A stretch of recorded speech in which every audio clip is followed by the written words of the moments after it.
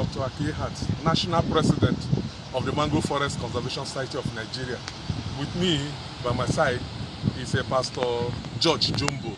He is the chairman of this community, Jumbo Akatikpo Park Community of Bonny. And with me also is also a member of the community.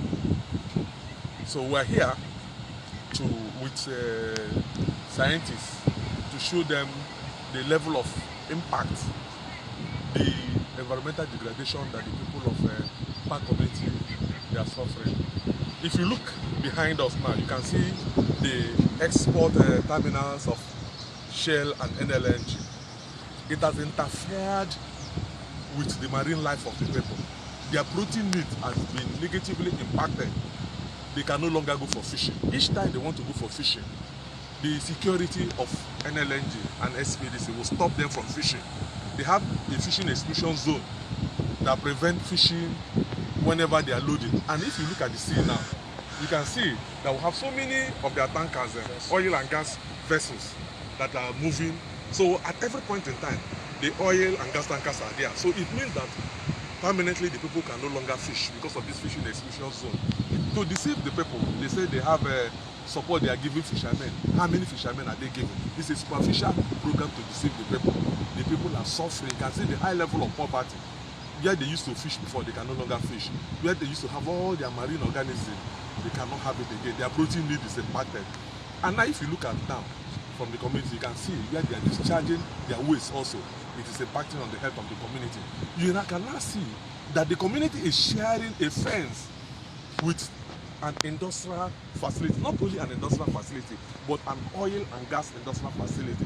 All the discharge, all the wastewater and all the pollutants, them, the physiochemical, microbial, heavy metals, pollutions, all are pouring into the community.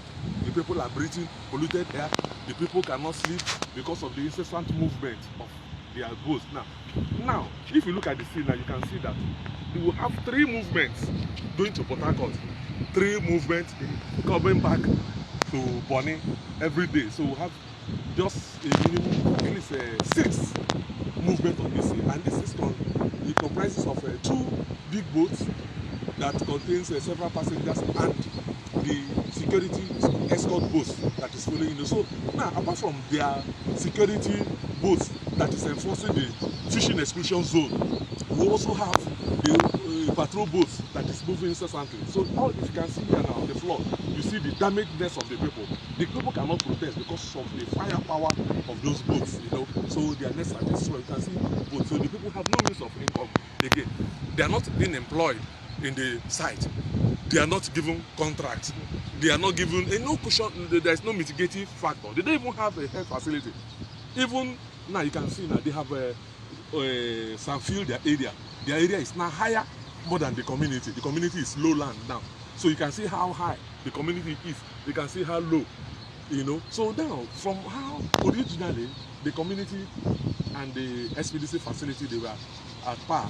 They were the same plane, So when they came in, they decided to sandfield their own area without sandfielding the community. What happened? There's now flooding. Each time it rains, there's flood. Each time there's runoff, there's flood in the community.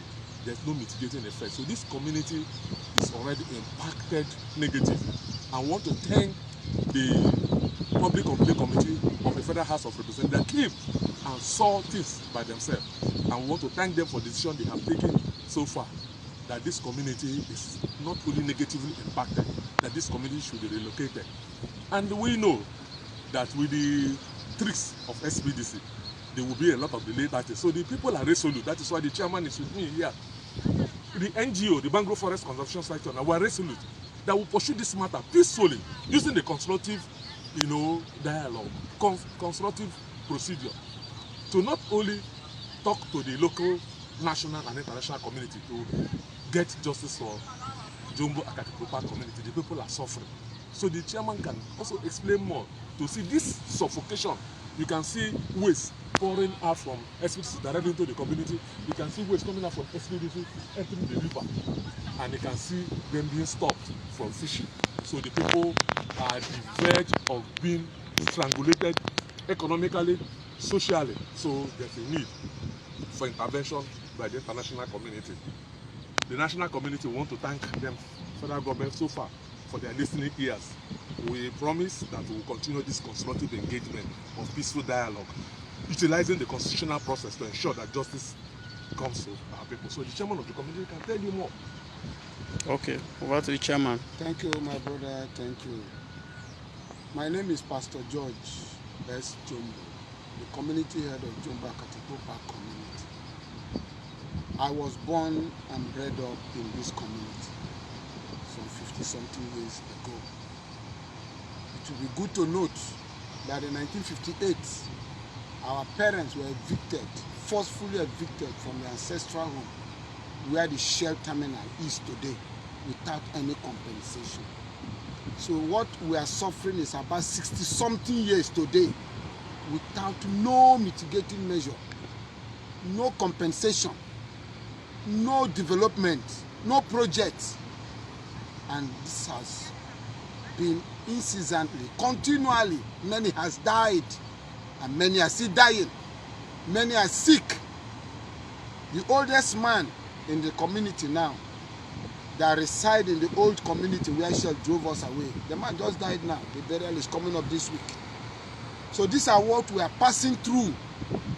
Today, the Shell terminal, their facility, Nlng'S, they have come to stay. It's a federal interest. It's for the nation. We cannot ask them to go because of the community. So that's why we are taking this position to say they should think well for the community. By removing us here, we are more or less in an industrial area. You can imagine just fence demarcation from a multinational company of oil and gas to the community. Are we supposed to be so close? Are we supposed to be so close? Their workers come in a month, and after 1 month, they go out to refresh before they come back again. After 1 month, they go out. We are permanently here, and they don't have any plan for us. They want us to be seated, but God forbid. That's why we keep crying to the world. Thank God for the Federal House of Rep, the Public Petition Committee that have heard our voice, sent their delegates from Abuja to come and see for themselves. What they saw was so pathetic to the community that made the chairman to say, no, Shell has been dodging, finding a way out. And the man said the community need to be relocated. So we are crying to the world to see what we are passing through. Nlng'S has taken over where we used to go for fishing. I grew up here, just like I said. I fishing where the Nlng'S jetty is today. I fishing with hand pulling. We move from this community and go there, get a good catch. And you come back home. But today, we can't go closer to there. It's of federal might. What is the plan they have for the community since they have stopped us not to come for fishing? Our brother, the expatriate of Mangrove Forest, has just told you about the movement of their vessel. Every day, from Port Harcourt to Bonny, Bonny to Port Harcourt, Port Harcourt to Bonny. No plan. Fishermen goes and the engine will grab their net. They will cut the net. They will just destroy the net and nobody goes closer. If you go, they beat you. Is that the modus operandi of the multinational to the community? Is that actually how it's supposed to be? But these are what we are suffering. So we also want to thank you once more, coming to our aid, to also hear from all, believing that what you are taking now, the world will hear and know how we are being strangulated. This community needs to be relocated for a better life. No matter their gimmicks, no matter their delay tactics, God will help us with the help of the federal government, and it will be achieved. Okay.